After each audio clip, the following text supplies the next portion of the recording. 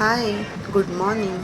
आमच्या इथे गावदेवीची जत्रा होती, त्यामुळे 3 दिवस मोठा कार्यक्रम चालू होता. जत्रेला एवढा सगळा कार्यक्रम असतो हे मी पहिल्यांदाच बघितलं होतं. आदल्या दिवशी गावची पालखी बाहेर पडणार होती, त्यामुळे पालखीला खूप मोठी तयारी चालू होती. सगळ्या प्रकारची वाद्य होती, ढोल पथक, DJ. आता बाकीच्या वाद्यांची मला नावं माहीत नव्हती.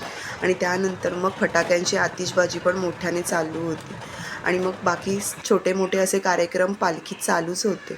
तर ही पालखीची मिरवणूक होती, त्यामुळे हे सगळा कार्यक्रम होता. मग त्यानंतर पालखी आमच्या बिल्डिंगच्या इथे आली होती. आता ही गावची जत्रा असल्यामुळे गावातल्या सगळ्या बायकांनी पालखीची आरती केली होती. मग आरती वगैरे झाल्यानंतर आम्ही पण पालखीचं दर्शन वगैरे घेतलं आणि आम्ही दुसऱ्या दिवशी गेलो होतो मंदिरात. मंदिर पण खूप छान सजवलं होतं. रात्री उशिरा गेलो होतो, त्यामुळे आम्हाला रांगेत उभं राहावं लागलं नाही. दर्शन वगैरे घेतलं आणि त्यानंतर आम्ही बाहेर येतो.